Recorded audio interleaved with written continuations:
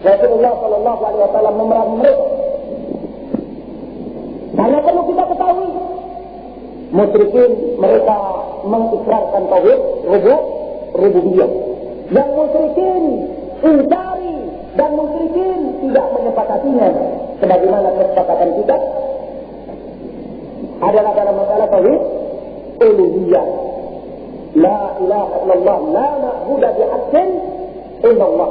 Ini tidak disepakati, tidak disetujui oleh siapa? Musyrikin. Mereka mengatakan la raziqa illallah. Mereka mengatakan demikian. Maka kita katakan kepada jamaah tabligh itu sama dengan tauhidnya musyrikin. Maksud dan kalimat la ilaha illallah di sisi kalian seperti la ilaha illallah yang di sisi musyrikin. Nah, tidak ada penambahan terhadap tauhid ini kecuali hanya diinginkan tauhid ar-rububiyah yang demikian ini diikrarkan oleh kaum musyrikin di zaman Nabi dan tidak memasukkan mereka dalam Islam. Jadi orang yang mengatakan la ilaha illallah, la khaliqa illallah di zaman dahulu ini tidak memasukkan mereka di dalam Islam. Ini namanya tauhid rububiyah. Mereka pun tidak mengerti apa itu tauhid rububiyah, tauhid uluhiyah, tauhid asma wa sifat. Mereka tidak mengerti. Tauhid cuma satu, la ilaha illallah. Ya ini karena kamu tidak pernah belajar. Persis apa yang saya ketemui daripada jamaah tadi di sebuah terminal. Datang kepada saya seseorang jamaah tadi mengatakan, ya saudaraku, assalamualaikum. Waalaikumsalam. Kok bilang saya saudaranya? Ternyata saya dikiranya berpakaian seperti ini saudaranya. Mau jauhlah kemana? Sudah berapa hari? Saya katakan, saya jauhlannya tiap hari. Karena jalan-jalan yang diinginkan jauh lain. Nah, dan saya keluarnya tiap hari juga. Tidak mengenal waktu. Sekarang ini saya lagi mau keluar untuk ke negeri sana memberikan dakwah. Katanya memang demikian para sahabat dahulu dengan kepala kudanya.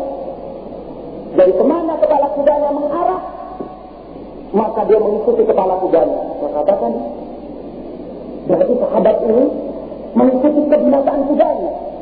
Ketika kudanya masuk ke dalam jurang, sahabatnya juga masuk ke dalam jurang. Sekarang saya tanya, kamu asarnya sahih atau enggak?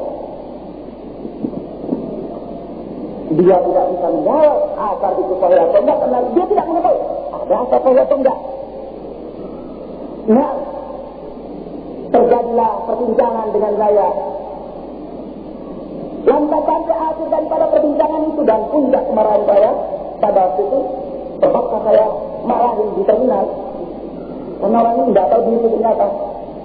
Nah, kita katakan, ya Allah, lebih baik antum belajar.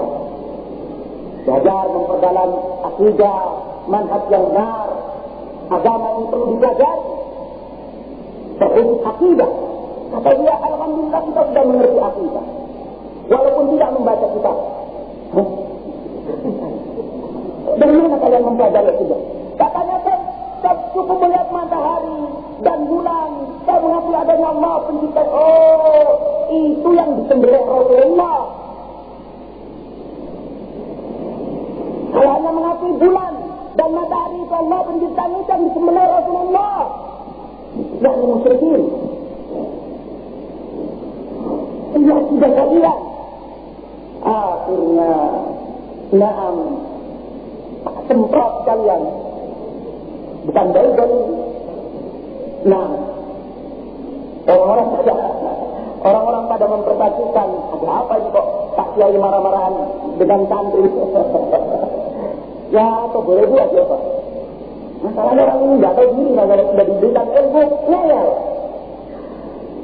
Nah, walhasil, akhirnya dia tak tinggalkan. Harus saya pergi, tidak peduli lagi. Tapi kita ingin dari cerita ini, lihat bagaimana bodohnya orang yang terhadap akidah. Maka engkau tahu mereka ini tidak mengerti akidah. Jangankan tahu rububiyah, tahu uluhiyah, tahu mereka tidak paham yang demikian. Ya jangankan jamaah tabligh yang seperti ini. Tingkatan IAIN aja. Bagaimana kalau ada anak yang di sini?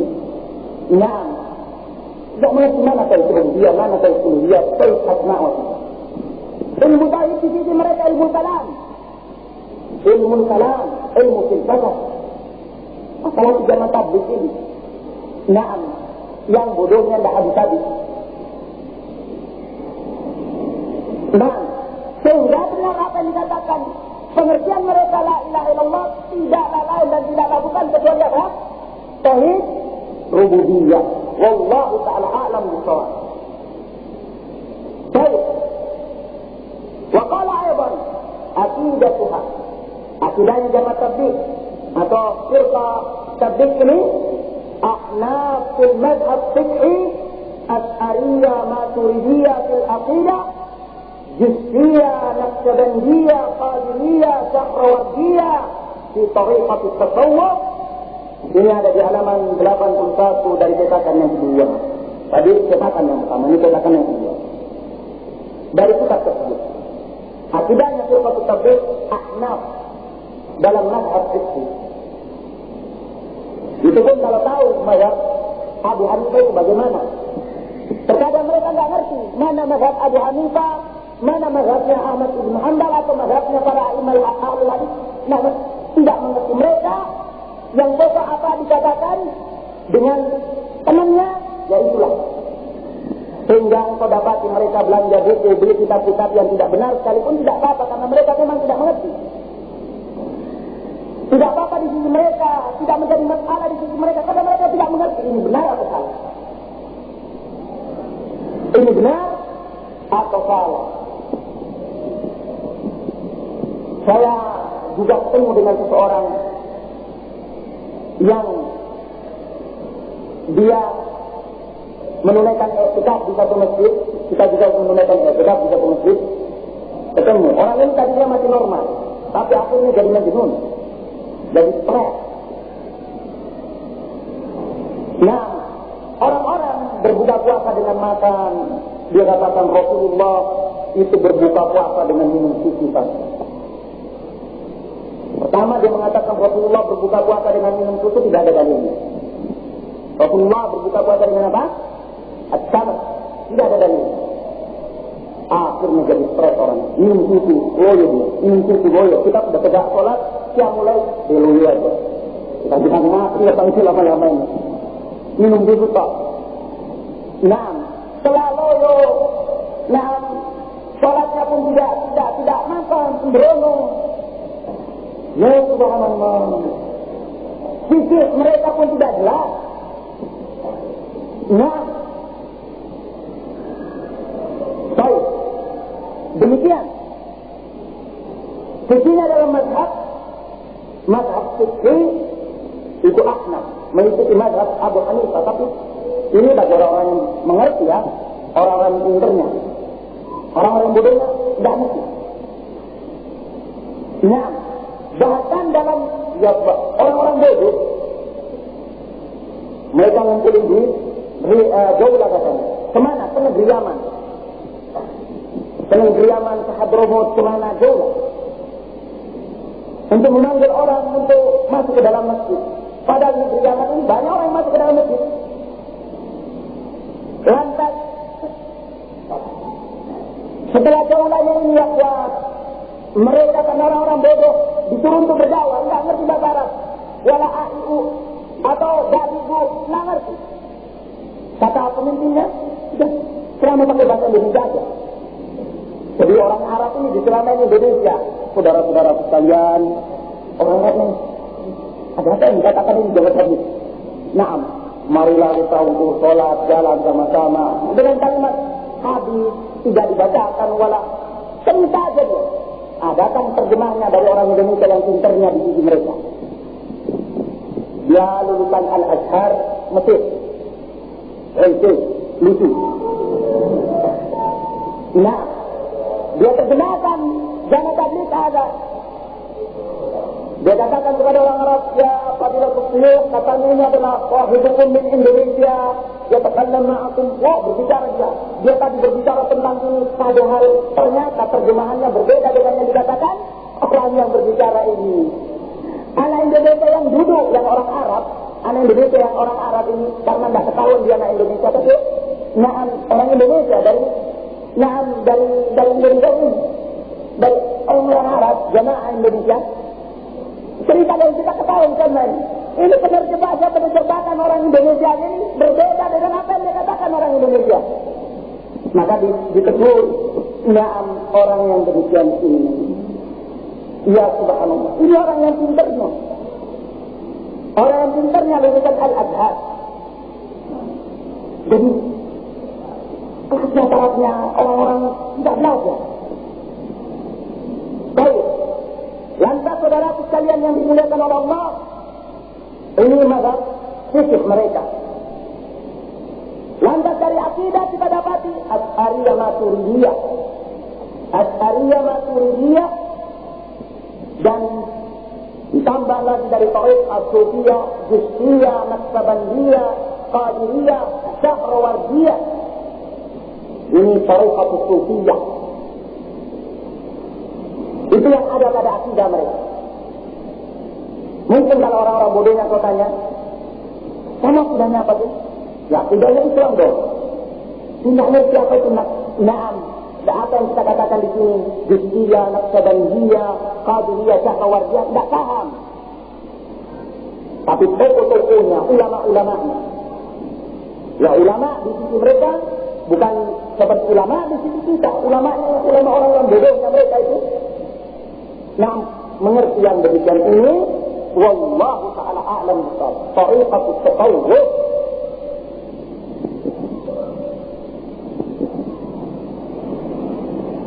Maka kita katakan tidak ada lagi kita dapat kebaikan. Lengkap sudah musibah dan malapetaka pada zaman tabligh. Nah, lengkap sudah musibah dan malapetaka pada zaman tabligh. Wallahu musta'an, wallahu musta'an. Baik. Wa kataba anhu Asy-Syaikh Al-Tuwaijiri rahimahullah kitaban nafisan faridan fi babihi wa huwa awsa' ma kutiba an hadhihi al-firqa haythu jama'a fihi baina bayani haqiqati hadhihi al-jama'ah min kutubiha wal-rad 'alayha وبين شهادة الشهود العدول من أبناء جنسها وغيرهم ممن حصلت لهم مواقف خاصة مع قادتها وأتباعها وهو مطبوع والحمد لله باسم القول البليغ في التحذير من جماعة التبليغ. Di antara kitab yang ada, kitabnya Syekh Ahmad At-Tuwaijiri rahimahullah, dan ini kitab yang sangat bagus sekali, kitab yang panjang dan lebar menjelaskan tentang firqah ini. Beliau rahimahullah taala di dalam kitabnya ini mengumpulkan penjelasan hakikat tentang jamaah tabligh dan kitab-kitabnya dan bantahan terhadap mereka jamaah dan kitab-kitabnya, dan penjelasan di sana didatangkan penjelasan daripada persaksian orang-orang yang pernah mengikuti dari kalangan orang-orang yang adil dan apa yang terjadi terhadap mereka dengan istilahnya apa? Perhadapan secara khusus bersama tokoh-tokohnya, pengikut-pengikutnya, dan ini dicetak dengan cetakannya subhanallah beberapa kali percetakan yang ada. Cuma jamaah tabligh terhadap buku Syekh Ahmad At-Tuwaijiri ini, mereka melakukan sirya azimah. Mereka mengatakan Syekh Ahmad At-Tuwaijiri tobat sebelum meninggalnya, menyatakan saya tobat dari kitab saya ini dan telah rujuk dan saya bermanhaj jamaah tabligh. Anak-anak Syekh Ahmad At-Tuwaijiri marah, tak marah-marahnya. Yang kita enggak lakukan yang apa bola. Nah, Bahkan bapaknya meninggal ini anak-anaknya. Jamaah tabligh ini berani-beraninya mengatakan demikian. Dan tidak didapat dari anak Syekh Ahmad Syaikhul Tabligh tidak ada. Sehingga kitab perbitan yang baru dari kitab Na'am Jamaat Tabligh, Na'am tentang tahdzir, Tolban tahdzir min Jamaat Tabligh ini diberikan catatan oleh anak beliau. Kitab ini adalah manhaj bapak kami dan yang kami ketahui terakhir tidak ada perubahan padanya. Tidak ada perubahan padanya. Tapi lihatlah Jamaah Tabligh tidak bisa mendatangkan hujjah, membuat apa? Kedusan inilah hujjahnya alul hidayah wal ahwa, dusta dan firya mengada-ada. Tidak bisa menjawab dengan ilmiah, dusta. Kenapa mereka tidak bisa menjawab dengan ilmiah? Kalian sudah tahu tadi, bodoh-bodoh. Nah, sampai cerita anekdot yang ada di sisi mereka banyak ya. Telah bercerita kepada seorang ahwat yang katanya Jamaah Tabligh. Ahwat ini kita Islam. Dia katakan kata saya ini Jamaah Tabligh. Ini membuat fitnah di keluarga sehingga saya sudah ditangkap dengan ibu dan bapak saya Jamaah Tabligh. Kenapa? Dia meninggalkan anak dan istrinya. Dengan peninggalan yang lama dia katakan ini jihad fisabilillah. Anak istrinya tidak diberikan makan, tidak diberikan nafkah. Sampai anak istrinya datang ke ibu mertuanya minta, Bu, tolong bu berasnya karena cicilan tidak memberikan beras wala apa. Nah, memalukannya. Nah, dia nasihatkan kepada istrinya, demikianlah jihad. Jihad istri meminta-minta. Lantas, dari anekdot yang ada, imamahnya tidak pernah diisi. Nah, dia tidak paham terhadap hadis. Nah, at-tahur syatrul iman. Nah, dia tidak paham.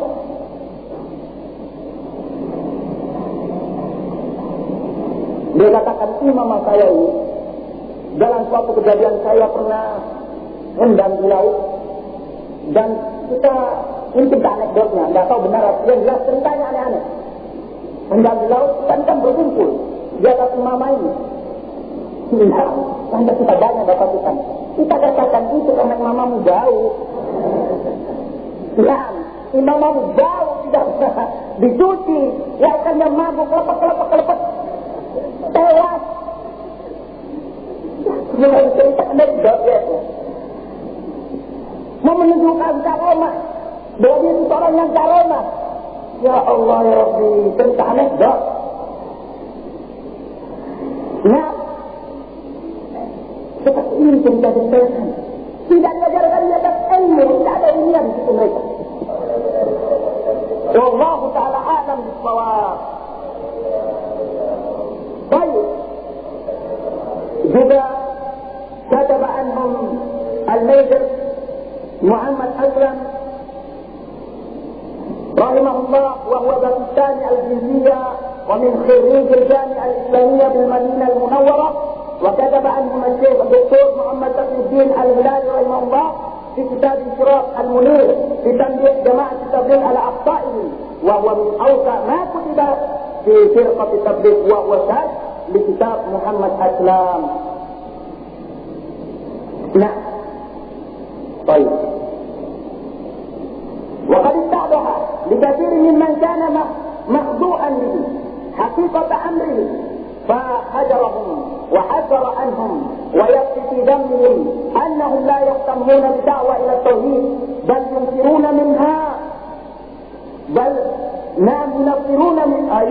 منها ومما يدعون إليها. Dan telah jelas di sisi kita semua dan bagi kebanyakan orang yang tertipu dengan mereka jelas hakikat perkara mereka sehingga tidak ada yang lain di sisi mereka kecuali mereka yang sudah mengerti menghajar mentahdir mereka. Dan cukup di dalam penjelasan terhadap mereka. Mereka ini tidak beristimam terhadap dakwah tauhid, bahkan mereka lari, tidak mau berdakwah terhadap tauhid, dan lari tidak mau bersama dari orang-orang yang menyerukan kepada tauhid. Mungkin akan ada subhat lagi dari mereka. Kita ini berdakwah tauhid, kita memanggil mereka apa? La ilaha illallah. Sudah kita katakan tauhid tidak mengerti la ilaha illallah. Tauhid yang ada di sisi kamu, tauhid rububiyah, tauhid yang dikatakan oleh Nasara, tauhid yang dikatakan oleh Yahud, tauhid yang dinyatakan oleh al-musyrikin. Tidak ada dakwah tauhid di sisi ini. Dakwah tauhid, dakwah kembali kepada kitab dan sunnah, dakwah mempelajari kitab dan sunnah dengan pelajaran yang betul, dan dakwah kepada pemahaman as-salafus saleh bagaimana akidah yang betul. Ini yang diinginkan dengan dakwah tauhid. Menyerukan umat meninggalkan kesyirikan, menyerukan umat meninggalkan kebid'ahan, menyerukan umat meninggalkan segala bentuk ilhad, bentuk perpalingan, bentuk kemungkaran yang menjatuhkan mereka kepada kekalnya mereka di dalam neraka yang berupa kesyirikan. Demikian saudara sekalian yang dimuliakan oleh Allah. Kenapa mereka tidak menyerukan kepada baik? Kembali kepada kaidah asal tadi, mereka orang-orang bodoh. Mereka orang-orang bodoh, tidak belajar. Dan puncak sudah cerita-cerita yang ada kita katakan dengan demikian tadi. Terkadang mereka setelah selesai sholat membaca apa? Buku terjemahan. Yang disuruh baca ini bergiliran. Suatu waktu yang membaca ini, semua membaca, dia tidak tahu apa maknanya. Jadi dia membaca demikian dan demikian. Ada orang yang berakal duduk mengatakan, yang membaca, saya minta penerangan apa makna ini. Ya seperti di buku demikian. Jadi nanti kalau ditanyakan, ya nanti ditanyakan kepada yang lain.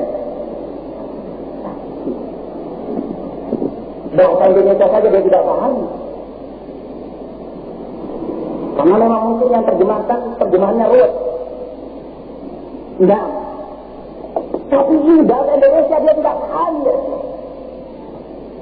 Ataupun dia paham tapi dia mau menerangkan dari sisi syar'i tidak bisa, tidak mengetahui. Ini yang kita dapat Wallahul musta'an, Wallahul musta'an.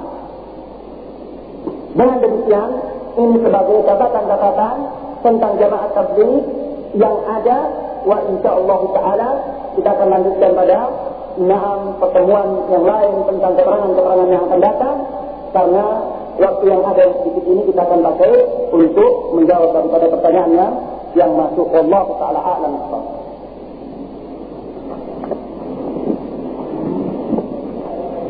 Bahwa siswa yang meninggal ini membutuhkan bantuan dari sisi pendanaan. Artinya ya beliau rahimahullah ta'ala mungkin dalam banyak perkara sebelum meninggalnya beliau punya tanggungan-tanggungan, terutama mungkin berhadapan dengan pembiayaan rumah sakit dan yang lainnya, maka ikhwah salafiyin mungkin bisa membantu. Dan ini mungkin dicukupkan dengan pengumuman yang ada insyaallah ta'ala. Jadi kita minta ikhwah salafiyin kalau bisa memberikan bantuan moral atau bantuan dengan harta yang bisa dibantukan untuk meringankan keberadaan keluarga yang ditinggal, dilakukan Allah ta'ala a'lam. Dan juga kalau seandainya si mayyit rahimahullah ta'ala fil akhir belum disolati, atau kalian bisa untuk menempuh jalannya pada waktu selesai taklim nanti, bisa antum bergabung untuk menyolatinya, karena dengan banyaknya orang menyolatinya, akan menjadi kebaikan baginya. Allah ta'ala a'lam. Baik, kita jawab pertanyaan apa yang datang di sini. Namun tentunya pertanyaan yang kemarin yang akan datang, insyaallah akan dijawab pertanyaan yang berikutnya lagi dengan secara berurutan. Apakah orang yang tenggelam dikatakan mati syahid atau tidak? Kalau dia mati syahid, apa dalilnya? Dalilnya dari hadis yang sahih bahwasanya ada 5 orang, na'am, dia itu tergolong dari kalangan syuhada. Na'am, as-syuhada khamsa, di antaranya adalah orang yang tenggelam. Hadis ini dikeluarkan oleh Imam Bukhari dalam sahihnya dari hadis Abu Hurairah. Na'am. Baik. Jadi orang yang tenggelam ataupun na'am dari kalangan orang-orang yang lain. Dari kalangan orang-orang yang lain yang dikatakan syuhada, na'am, dari orang yang berjihad di jalan Allah, dari golongan pertama tentunya orang yang dijatuhi reruntuhan, orang yang kena penyakit taun, dan orang yang kena penyakit perut, mabtun. Yang penyakit perut ini diantaranya orang yang melahirkan lantas dia meninggal, na'am, di dalam kelahirannya terhadap anaknya. Allah Ta'ala alam. Kita membaca sambil tiduran, untuk menghafalnya sebaiknya dia membaca dengan cara yang baik, tapi bukan berarti tidak boleh dengan cara tiduran. Tidak ada larangan dia membacanya dengan cara tiduran, tapi ahsannya yang lebih baik dia membacanya dalam keadaan yang baik pula. Nah, apa hukumnya sholat dengan celana panjang? Sholat dengan celana panjang ya ikhwah adalah musibah. Sholat dengan celana panjang musibah. Pertama, musibah yang pertama, dia memakai celana panjang ini menyerupai orang kafir, tetap di kufar. Yang kedua, musibah yang ada, dia memakai celana panjang menampakkan auratnya. Walaupun mungkin dengan celana panjangnya ini tidak menampakkan auratnya secara penampakan langsung, tapi dengan wajah celana panjang ini akan tampak auratnya dengan secara tidak langsung dan akan membuat berbentuk kemaluannya. Karena kemaluan itu ada kemaluan yang yaitu aurat yang ghalibah, aurat yang harus sangat dijaga, dan yaitu aurat yang perlu perhatian penuh daripada kita untuk menutupnya, seperti pantat dan al-dubur wal qubul, pantat dan kemaluan depan. Sementara yang pakai celana panjang kalau duduk, na'am, saya minta maaf dari ibu yang pakai celana panjang, demikianlah hukum syar'i. Kalau duduk kemaluan hati, na'am, menampakkan bentuknya. Kalau dia sujud ataupun rukuk, belakangnya, belahan pantatnya akan tampak. Nah, beda halnya dengan orang yang memakai pakaian yang tertutup. Ini musibah yang kita maksud. Sehingga itu diantara fatwa ulama tentang celana panjang ini, hukum yang pertama makruh. Hukum yang berikutnya, kalau dia menampakkan aurat dan dengan pakaian yang tipis dengan celana panjang ini nampak auratnya, batal. Naam, sholatnya wallahu ta'ala a'lam bishawab, sebagaimana dikatakan oleh Syekh Abdul Aziz Ibnu Baz rahimahullahu ta'ala. Oleh karena itu Rasulullah sallallahu alaihi wasallam dalam hadis yang sahih di dalam Sunan Abi Dawud, sebagaimana disahihkan oleh Al-Imam Al-Albani rahimahullahu ta'ala di dalam Sunan Abi Dawud, na'am, Rasulullah sallallahu alaihi wasallam melarang, Rasulullah sallallahu alaihi wasallam ayyusalli rajul, seorang salat, na'am, fi tarawih wa laysa alaihi rida, melarang seorang yang salat, na'am, dengan celana sirwal, dan sirwal itu gambarannya sirwal yang dilarang, gambarannya itu adalah mungkin yang paling pertama kita gambarkan sirwalnya orang Pakistan. Sirwalnya orang Pakistan lebarnya yang paling pendek, lebarnya 1,5 meter. Naam, ini lebarnya. Naam, ini yang paling pendek. Ya, yang paling panjang 2 meter. Lantas bagaimana kalau dia setengah meter pakainya di mana? Saya tak tahu, tarik. Akhirnya, naam, tertutupi. Jadi 1,5 meter ini menutupi bagian bawahnya. Ini pun termasuk di dalam hadis larangan ini. Ini pun termasuk di dalam hadis larangan ini. Larangan makruhnya. Lah bagaimana celana? Panjang kita yang tidak setengah meter, bahkan terkadang sempit ketat-ketat. Nah, ketat-ketat ini tentunya akan menampakkan aurat.